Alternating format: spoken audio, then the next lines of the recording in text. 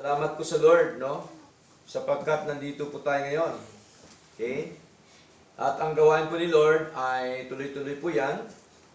At malinaw po na ating binasa kanina na tayo po ay naglilingkod hindi sa tao, kundi sa ating Panginoon. Amen? So, tayo ay dadako na po sa ating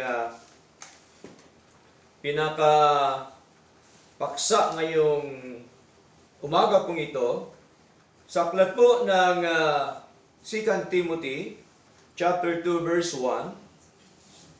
Okay, dito po tayo mag-aralan po ngayon. 2 Timothy, chapter 2, verse 1. Mga kapatid,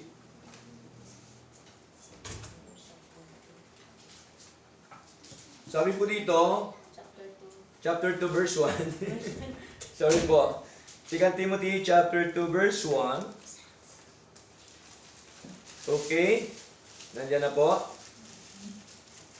Thou therefore, my son, be strong in the grace that is in Christ Jesus. Okay? So yun naman po, no? Maikli. Yun po ba? Tama po? Okay. So, dito po tayo ngayon mag-aralan kasi mas maganda yung isang talata lang, no, maikli, na ating palawakin, no, sa biyaya po ng ating Panginoon. At sa atin pong pag-aaral nito, tandaan po natin, ay sa biyaya pa rin ng Diyos tayo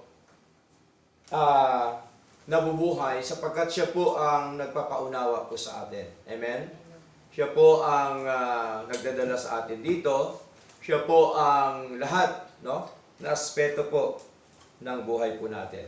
Pero dito po sa 1 Timothy, 2 Timothy, kung atin pong nabasa po yun, yung dalawang book na yon na sinulat po ni Pablo para kay Timothy at saka doon si church, ay makita ho natin dito, this book involves, number 1, God, of course. No? Number 2, Paul. Number 3, Timothy. And then number 4, the Ephesians Church. Okay? Naka-address po ito sa kay Timoteo at saka sa Ephesian Church. Okay? So, sino ho ang writer? Sino ho ang nagsabi nito? Si Pablo. Ang kanyang sinasabi, ang bida po dito ang ating Panginoon. Tama? Kaya sila pong apat na makita ho natin dito sa atin pong pag-aaralan po ngayon. Okay? Kaya ating paksa, be strong in the grace that is in Christ Jesus. Be strong in the grace that is in Christ Jesus. Okay? So, bakit po sinabi po ito ni Pablo kay Timoteo at sa church?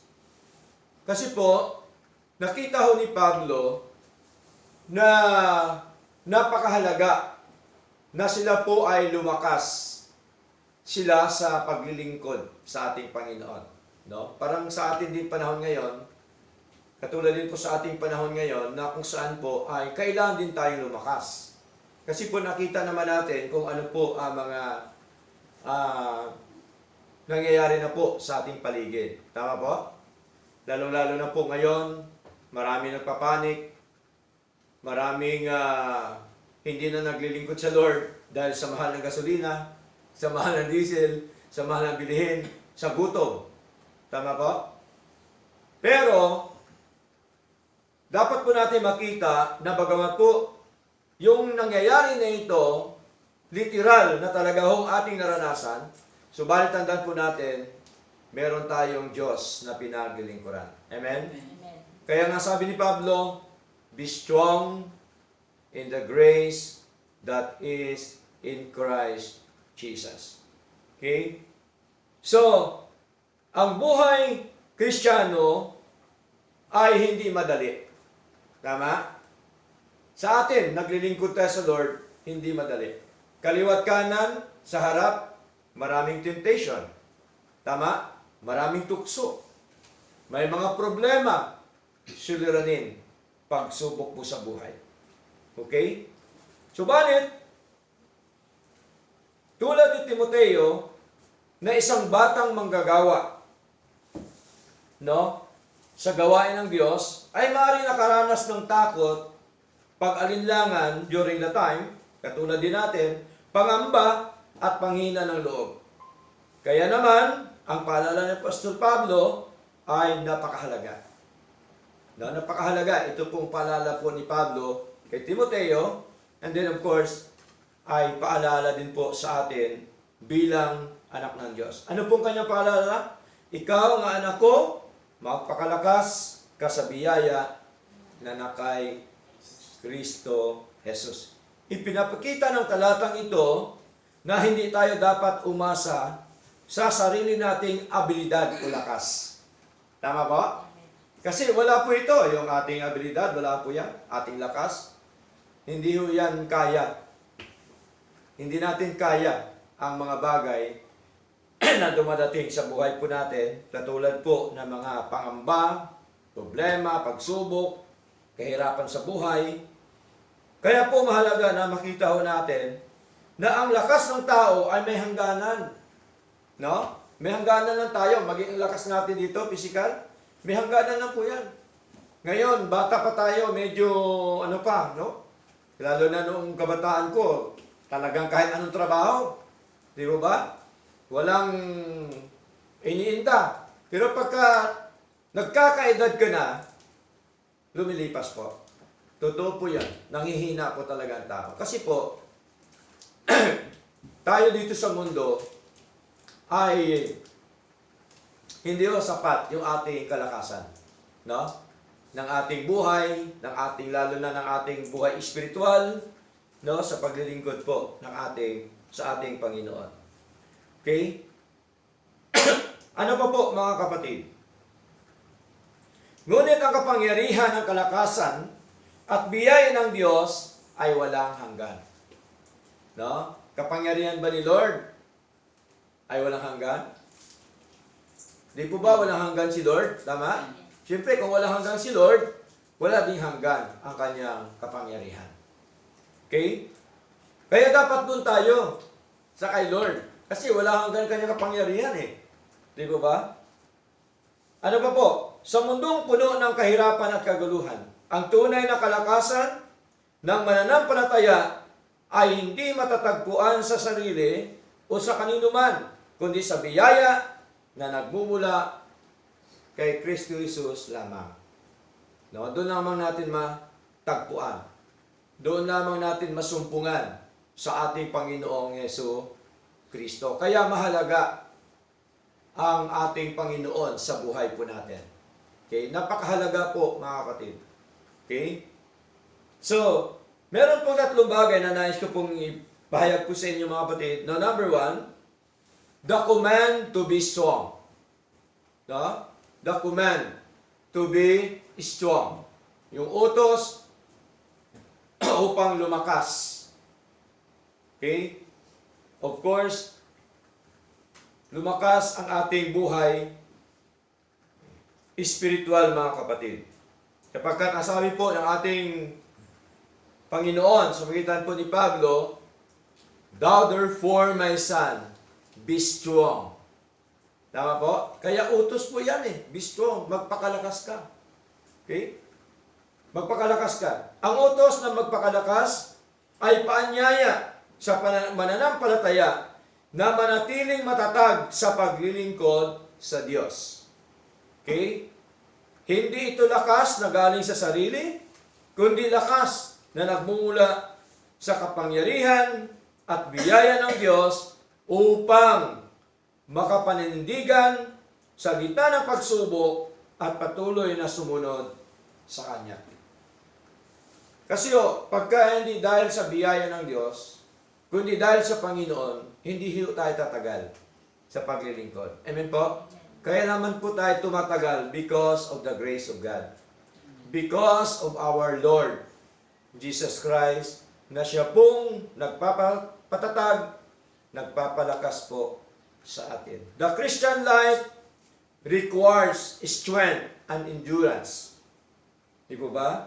So malinaw, ang buhay Kristiyano ay nangailangan ng lakas at pagtitiis.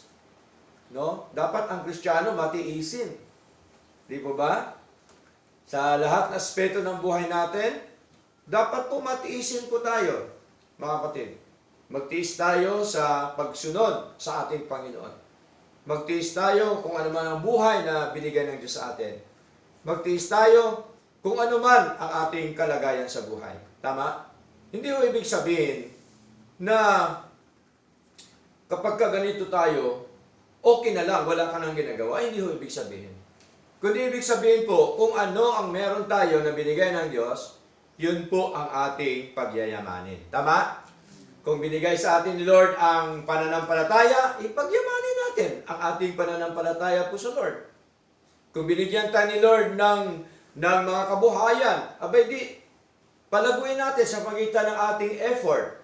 Hindi lamang po sa pagitan ng ating effort, kundi of course, sa pamamagitan higit sa lahat, sa kapangyarihan ng Diyos. Sa biyaya ng Diyos, sa pagkilos po ng Diyos, sa buhay po natin. Katulad po ni Joshua, mga kapatid. Tandaan po natin si Joshua ay isang lingkod po ng Diyos na siya po yung successor ni Moises. No? Siya po ang successor ni Moises. Nabasa niyo ba ang Book of Joshua? Napakaganda po. No? Puro encouragement ang tinuturo ng ating Panginoon sa Kanya, mga kapatid, at saka sa mga Israelita. Tandaan po natin si Joshua ang ginamit ng Diyos para makarating sa Promised Land. Tama? Okay? Hindi lamang po siya nakarating, kundi may mga kasamaan siya, subalit hindi lahat ng mga Israelites ay nakarating sa Promised Land. Even Moses, hindi ho nakarating sa Promised Land. Okay? Hindi nakarating sa Promised Land si Moses. Okay? Kaya po, dito, ay meron pong utos ang Diyos sa kanya para gapiin ito po yung tinatawag po na Promised Land, no, na pinangako po ni Lord sa mga Israelita during the time. Kaya sabi po ng ating Panginoon kay Joshua at saka sa mga Israelita during the time, sabi po ng Panginoon, "Have not I commanded thee? Be strong and of a good courage. Be not afraid." Tingnan niyo po "Neither be thou dismayed. For the Lord thy God is with thee, whithersoever thou goest." Tingnan niyo po. Malinaw po. Hindi ba kita inutusan, sabi ni Lord, kay Joshua, at nakikinig ang mga Israelita during the time, ikaw ay magpakalakas at magpakatapang na mabuti. Huwag kang matakot ni manglupaypay, sapagkat ang Panginoon mong Diyos ay sumasayo saan ka man pumaroon. Tingnan niyo po, sa buhay natin dito sa mundo, dapat huwag tayo matakot. Amen? Bakit? Kasama natin yung ating Diyos. Tama po? Hindi tayo matakot sa gutom, sa matinding kahirapan na ito, sa anumang mga problema suliranin sa buhay po natin, mga kapatid. Sa pagkatandaan po natin, nandyan po ang Diyos. Sabi ni Lord, nandyan ako saan ka man pumaroon. Saan man tayo sa buhay natin, nandun po yung ating Diyos na atin pong pinaglingkuran. Bakit po? Kasi po, pinaglingkuran ng Diyos ni Joshua dati, at ang pinaglingkuran natin ngayon, isang Diyos po. Tama po? Wala hong pagbabagong Diyos doon. Sabi ni Lord, malinaw po, ay sa aklat po ng Hebreo, chapter 12, verse 2, Jesus Christ is the same yesterday, today, and forever. Siya pa rin po yun, mga kapatid. Siya pa rin po. Okay? Mula noon, ngayon, at magpakailanman. Kaya walang pagbabago. Yung Diyos na atin pong pinaglilingkuran. Kaya malinaw po, magpakatatag at magpakatapang. Importante po yan sa isang Kristiyano. Okay? magpakatapang tayo at magpakatatag. Hindi gusto ng Diyos na tayo ay panghinaan ng loob. No? Dapat, pag meron mahinang loob natin, ipag-pray natin sa Lord. Natanggalin ni Lord ang ating kahinaang loob at palitan ng katatagan at katapangan sa ating paglilingkod sa Kanya. At ang paglilingkod po, kailangan may paninindigan. Tama? Manindigan tayo kung anong sinasabi po ng ating Panginoon. Kahit mahirap ang sitwasyon, tinatawag niya tayo maging matibay sa pananampalataya. Alam niyo po ba si Lord, ano po siya? Full of mercy. Si Lord po. Kahit po minsan tayo ay lumilihis na, pero siya pa rin, punong-puno pa rin siya ng awa at habag po sa atin. Siya pa rin ang kumikilos po sa atin para tayo dalhin doon po sa tamang daan, sa kanyang daan, sa katotohanan, at sa tamang buhay, mga kapatid. So, ano pa po? Huwag matakot o mangamba. Okay? Dahil ang presyo ng langis, babalik lang din po yan sa dati. Sa biyaya po ni Lord. Amen po? Si Lord po ang siya nakakaalam, mga kapatid. Kaya po tayo, mahirap po tayo magsalita ng tapos. Tama? Dapat lagi natin sabihin sa kalooban ng Diyos. Sa biyaya ng Diyos. Tama mo? Kasi baka mamaya makuryente tayo eh. No? Mahirap pa naman makuryente, di ba? Pastor, ako matatag na. Hindi na ako matitinag.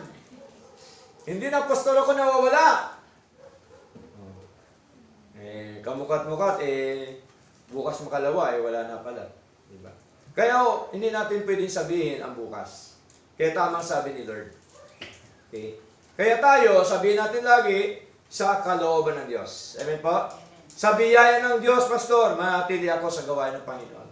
Sa biyaya ng Diyos, ay magpapatuloy ako sa paglilingkod sa ating Panginoon. Okay? So ano pa po mga kapatid? Sabi pa po dito, ay ang takot ay natural. No? Lahat po ba na tao may takot? Dumadating yung takot? Tama po? Natural pa yan eh. Bakit? Tao tayo eh. Di po ba?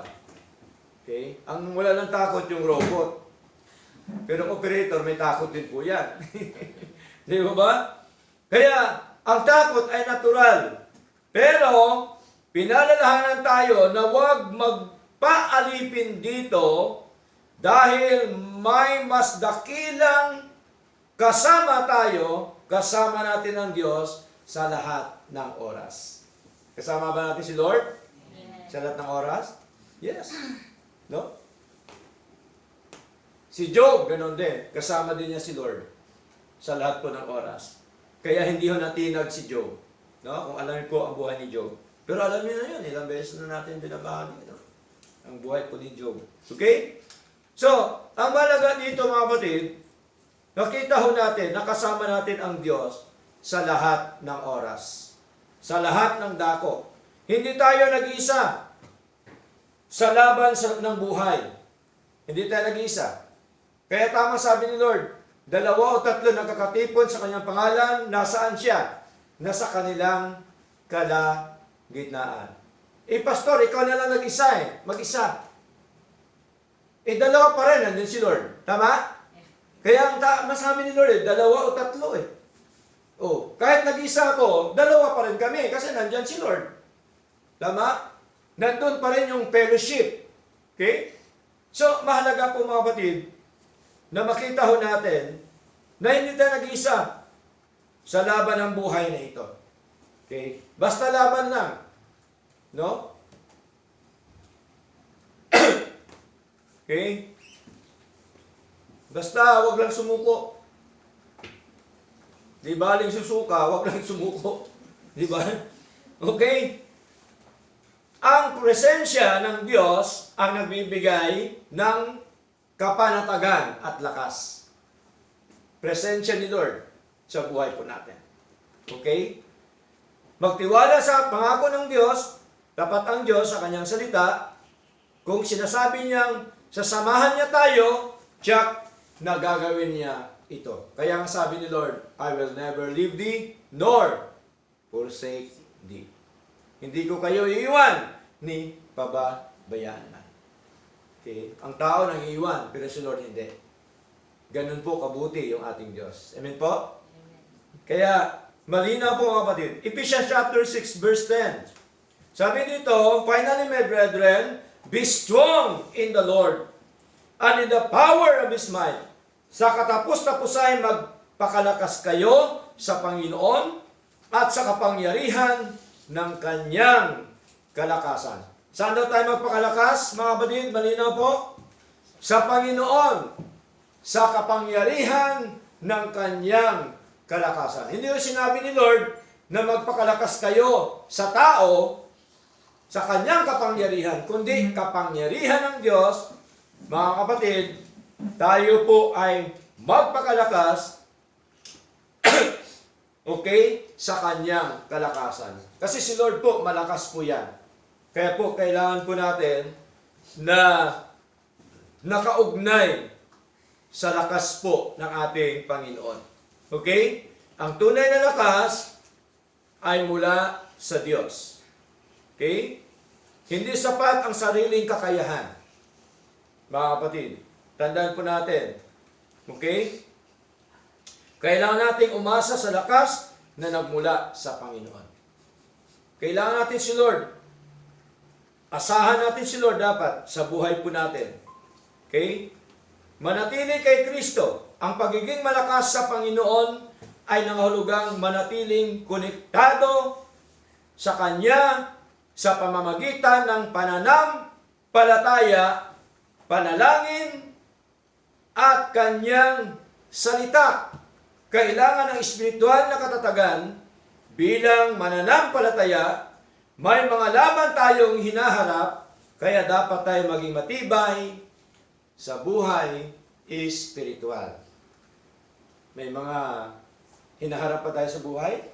Yes. Lahat tayo may mga hinaharap sa buhay po. Mga kapatid. Okay? Malaga lamang ay magtiwala po sa kapangyarihan ng ating Diyos. Magtiwala po tayo sa kapangyarihan ng Diyos. Ang kapangyarihan ng Diyos ay higit sa anumang problema o pagsubok na ating kinakaharap. Mas higit po ang kapangyarihan ng Diyos. Tama? Okay. Tingnan niyo po mga kapatid. Illustration po tayo.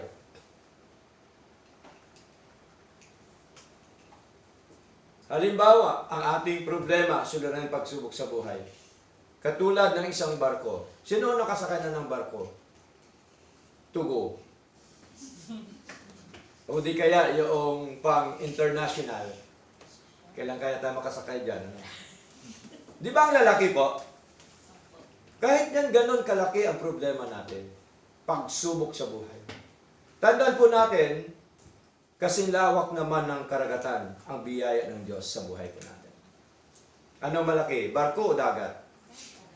Siyempre dagat. Kahit na lahat ng barko dyan, pupunta sa dagat, kulang pa rin yan. Di ba? Kaya pagka bumiyahe ka sa dagat, pagka tinignan mo walang bundok, akala mo wala nang katapusan. Dapat po, na-experience ba yon? Sino hindi pa nakasakay sa barko? Sige, sasakay tayo. Sakay tayo. Okay? So, ganun po si Lord. Napakalawak ang kanyang biyaya, napakarami ang kanyang biyaya, napakalaki ang kanyang kapangyarihan, na dapat po nating paniwalaan. Magtiwala lang po tayo sa Diyos, mga kapatid. No? So, another illustration, mga kapatid. Isipin ninyo, mga minamahal, yung power bank ng cellphone. Ang cellphone ba natin may power bank? May battery ba? Yes, di ba? May battery po yan eh. Pagka ang battery ay low-bat na, of course, hindi mo na magamit na maayos. Tama? Oh, kahit minsan, anong pindot mo dyan medyo umano na yan kasi lobat na. Okay? Pero pag lobat, siyempre, anong ginagawa natin? Di ba? I-charge natin. Tama? Huwag mong hintayin na ma-deadbat. Di ba? Tina-charge natin. Delikado kasi ang Kristiyano ma-deadbat eh. Di ba? Oh. Kaya kailangan i-charge natin. Bilang Kristiyano, bilang sa buhay spiritual, pagka tayo nanghihina, dapat mag-charge tayo, mag-recharge tayo. Tama? Sa anong paraan? Pagbabasa, pananalangin, di po ba? At pagdalo sa gawain po ng ating Panginoon, mga kapatid. Okay? Kasi po, hindi talaga yan magbubukas kahit anong pindot mo dyan kung walang kuryente, walang charger. Tama? Okay? Sa ating paglilingkod, ganun din. Madalas tayong malubat. Aminin natin. Tama? Nanghihina tayo, nalulubat tayo mga kapatid.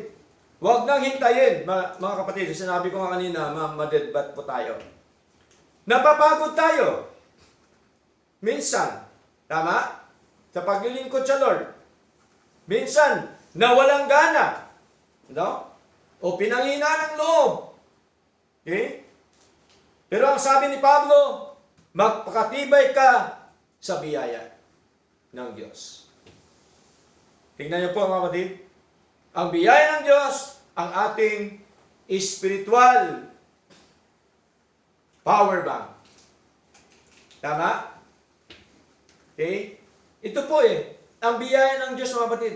Hindi natin kailangan pilitin ang sarili nating lakas. Kailangan natin isaksak. Hindi o sa ngalang-ala. Di ba? Kailangan natin isaksak, i-connect ang ating buhay sa biyayang galing sa ating Diyos. Dapat may ugnayan sa Lord, sa madaling salita. Amen po? Kailangan nakakonect ka sa Panginoon. Para may wifi ka, kailangan mo makonect. Di po ba? Sa anumang mga kumpanya. So, ganun din po sa Lord. Okay? Kaya ho, napaka-importante po mga kapatid, yung ating pinag-aralan po ito, na kung saan po ay gusto ng Panginoon, magpakalakas tayo. Kaya ang sinabi ni Lord na gusto, ibig sabihin, utos yan ni Lord. Amen po? Amen. Hindi po yan utos ng pastor, utos ng ninuman, kundi utos po yan ng ating Panginoon, na tayo magpakalakas kasi baka minsan nakakalimutan na po natin. Hindi ho masamang pinalalahanan tayo ni Lord. Amen po? Maganda na tayo po'y pinalalahanan ng ating Panginoon. Kasi po ang tao, sadya hong mabilis makalimot. Tama? Oo. Mabilis nakalimot. Lalo na minsan, pag nagbayad ng utang, nakakalimot.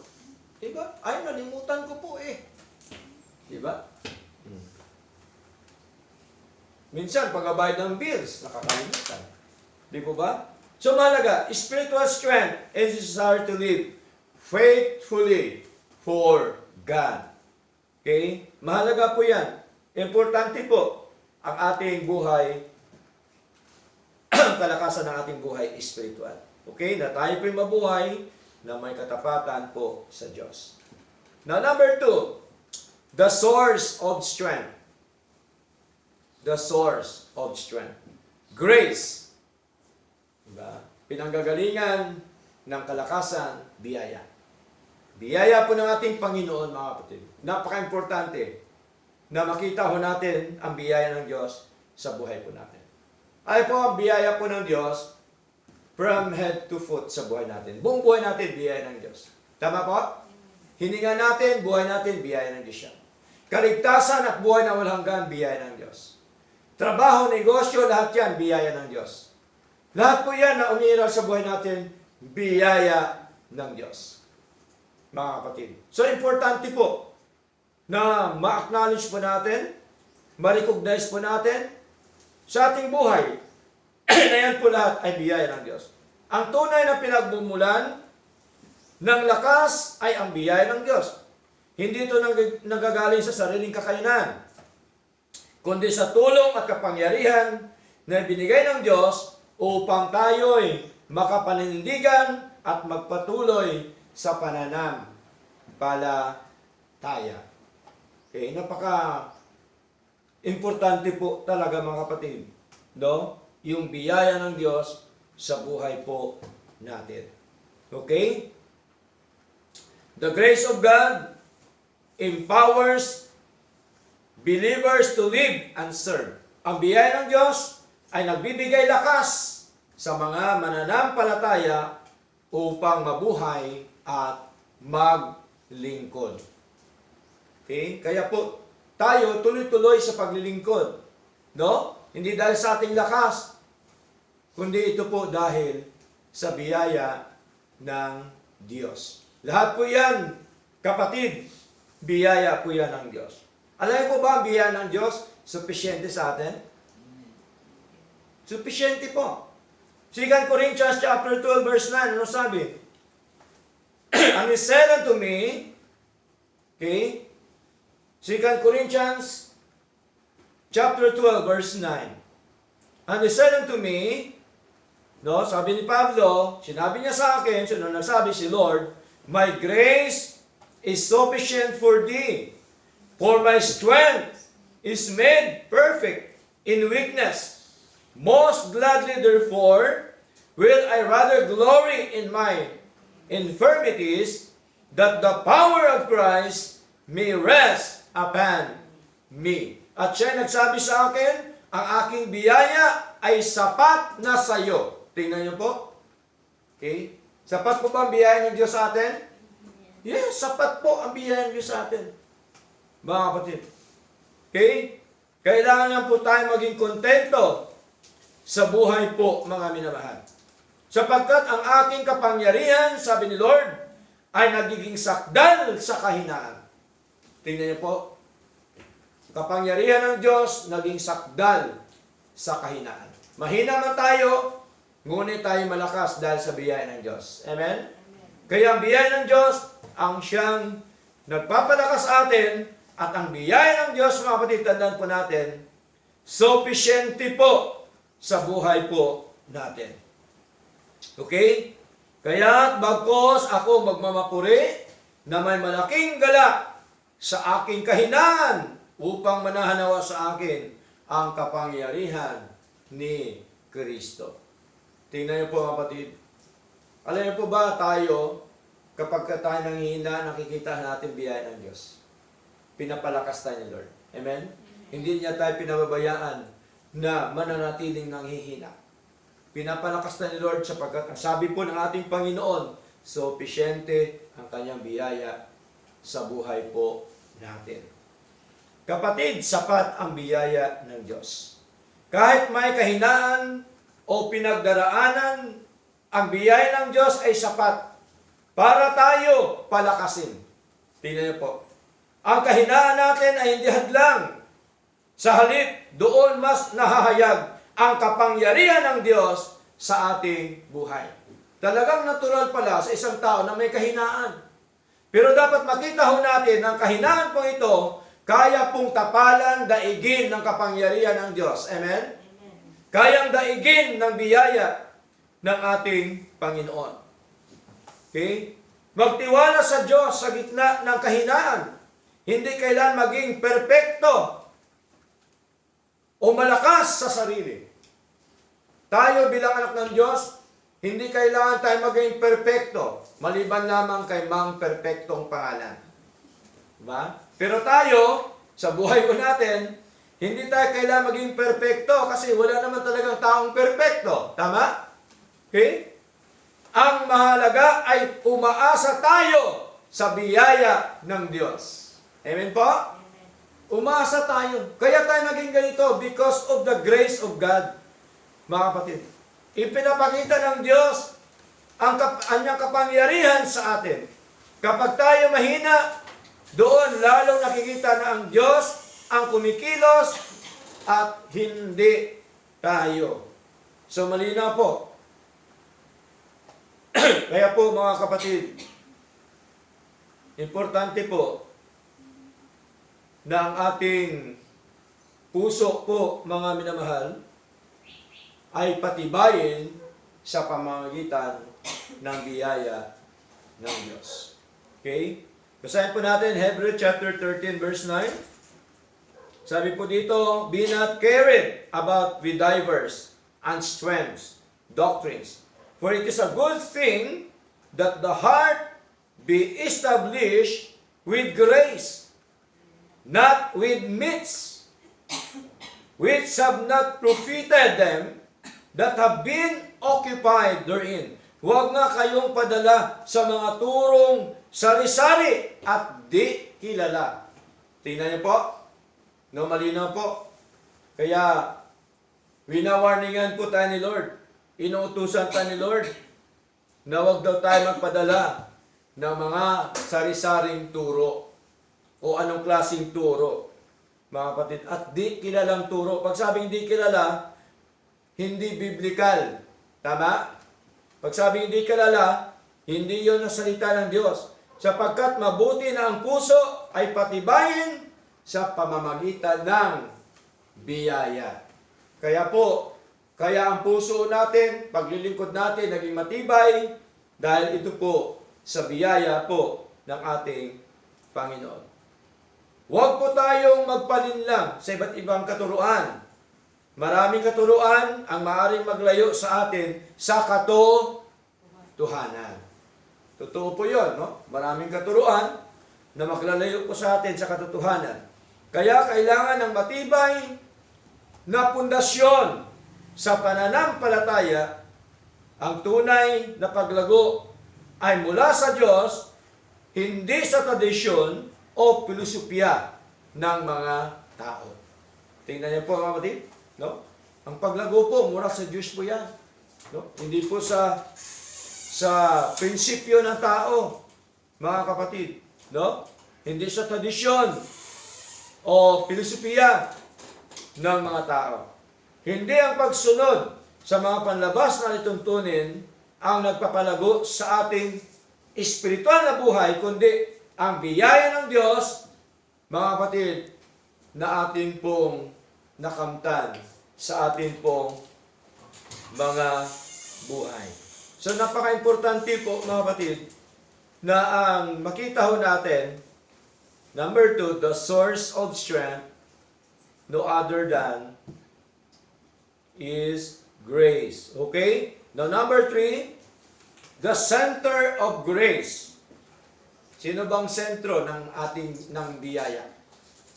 Our Lord Jesus Christ. Okay? Kung sentro po ang ating Panginoon sa kanyang biyaya, kailangan po natin si Lord. Amen po? Kailangan po natin ang Diyos natin po ang paglingkuran. Si Kristo Jesus ang pinagmumulan at sentro ng lahat ng biyaya.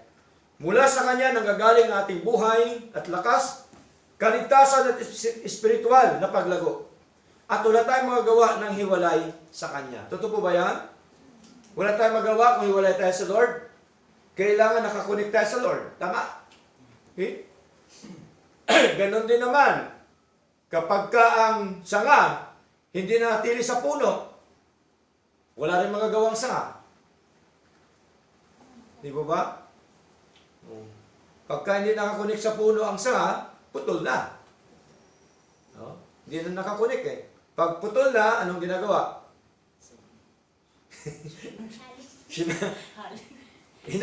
Ginagawang panggatong. Di ba ba? Ginagawang panggatong. Sinusunog sa apoy. Sabi ng Armenian, tingnan mo, may impyerno kayo kasi hindi kayo nakakonect sa Lord. Di ba? Okay? So, pag sabi yung hiwalay ka sa Lord, ibig sabihin, ang buhay po ng isang mananampalataya magiging irresponsable. Totoo po ba yan? Okay? Magiging miserable sa buhay. Okay? Nandun na siya sa mundo na kanyang ibig, na kanyang gusto. Okay? So, malinaw po, grace is found from our Lord Jesus Christ. Our relationship with Him is the foundation of strength. Kaya ho, ang relationship natin sa Lord, dapat patatagin natin. Amen? Dapat palakasin natin. Meron ba tayong relationship sa Lord? May relasyon ba tayo sa Diyos? Dapat sa Lord lang tayo magkaroon ng relasyon. Di ba? Walang masamang relasyon ng iba. Basta binata at dalaga o legal. Walang masama ron. Pero dapat makita natin ang pinakamagandang relasyon, yung relasyon po natin sa ating Panginoon. Pag may relasyon ba sa Panginoon, lagi natin kinakausap si Lord? Di ba? Saan natin kinakausap? Sa pamamagitan ng pananalangin, kinakausap natin si Lord. Tama po? Pero wag ka naman magsalita pagka sa kalsada. Kasi baka mamaya mapagkamalan ka. Di po ba? Okay. Sa prayer, tama? Pag nag-pray, sabi ng banal na kasulatan, doon sa loob ng kwarto, isara yung pinto. Matthew chapter 6 po yun. Di ba? Pwede naman mag-pray sa isip, sa puso. Huwag lang ibukang bibig pag sa public. Di ba? Kasi baka anong isipin. Okay? So, pag may relasyon sa Lord, ikaw nangungusap sa Lord. Prayer. Tama? Pagka nagbabasa tayo sa salita ng Diyos, sino nangungusap sa atin? Yun, si sister. Tama. Si Lord. Kasi salita niya yan. Tama? Sinabi niya yan eh. Di ba may mga word doon sa Biblia? Jesus said unto them, tama po? He said unto them, mga ganon. Sinabi niya. Sinabi ni Lord sa atin. Sinabi niya sa kanya mga anak. Kaya ang importante po yan mga kapatid. Sabi po ng John chapter 15 verse 5, without me you can do nothing.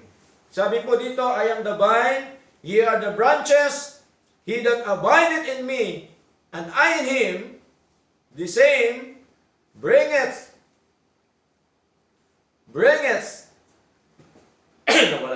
forth much fruit.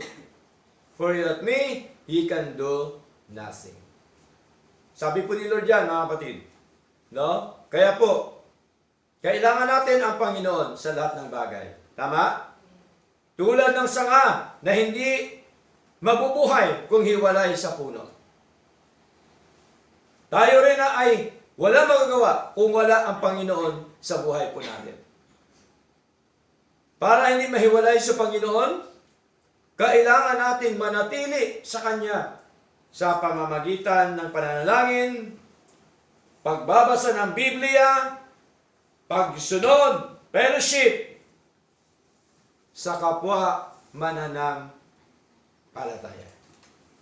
Kasi may danger po dyan pag hindi mananampalataya kasama mo lagi. Tama?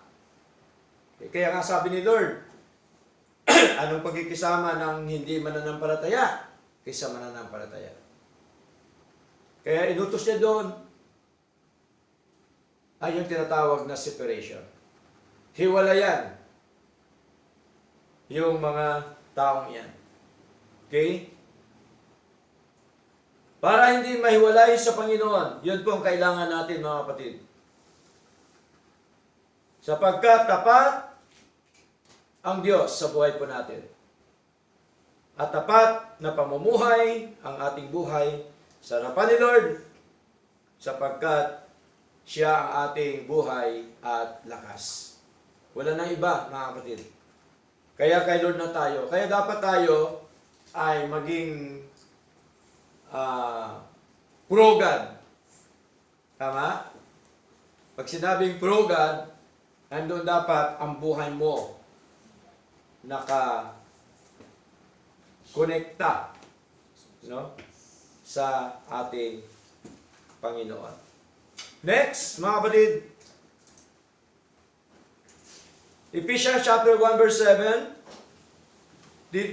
Dito po natin makita na si Lord mayaman sa kanyang biyaya.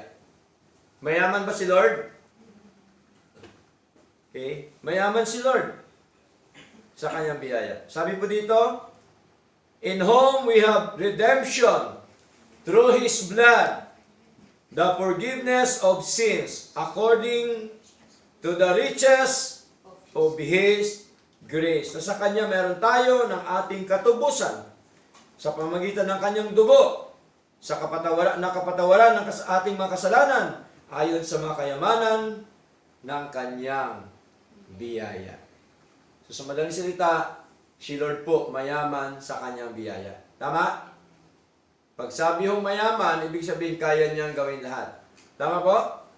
Ang Diyos ay mayaman sa biyaya. Ang kaligtasan natin ay kayamanan ng Kanyang biyaya. Tama? Siya nagtubos eh. No? Siya naglinis ating mga kasalanan. Yan po original sin. Ang kayamanan ng biyaya ng Diyos ay sufisyente.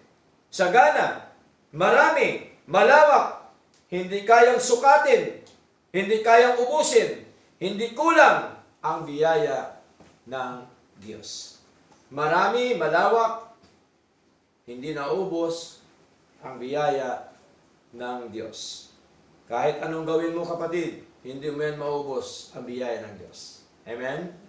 Kaya po, doon dapat tayo lagi sumandal, kumonekta, at patuloy po na maglingkod sa ating Panginoon, at dapat ang buhay po natin ay ilaan na po natin sa ating Diyos. Amen?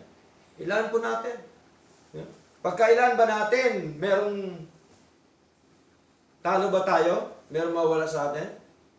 Pagkailan natin buhay natin sa Lord? Hindi. Panalo. Di po ba? Panalo po ang buhay natin kapag ka naglilingkod sa Lord. Ang paglilingkod sa Diyos, panalo yan, hindi talunan. Amen po? Kaya, importante po mga kapatid, dahil po mayaman ang biyaya ng Diyos, ay talaga ho dapat tayo ay dapat manatili po sa Kanya. Okay? Now, dalako tayo ngayon sa ating conclusion po mga kapatid. No, maikli naman po, no? Okay? Ang pagiging malakas sa biyaya na kay Kristo Jesus ay nangahulugan hindi tayo umaasa sa sarili nating lakas. Dapat huwag tayong umasa. Amen? Asahan natin ang biyaya ng Diyos, ang kapangyarihan po ng Diyos. Sa Kanya tayo kumukuha ng lakas upang manatiling matatag, tapat at patuloy na lumakad ayon sa Kanyang kalooban. Kaya ako po ay nagkapasalamat sa Lord dahil sa biyaya po ng Diyos, no? Ay ilan lang kami kanina? 5. Biyaya ng Diyos, nadagdagan ng 6. Yan ang biyaya ng Diyos, di ba? Okay? Kaya po dapat tuloy-tuloy lang tayo, no? Sa paglilingkod para tayo biyayaan lagi ng ating Panginoon. Yun naman po kapatid, at nawa ay pinagpala po tayo ng mga salita po ng Diyos, at sa Diyos ang lahat na karangalan at kaluwalhatian.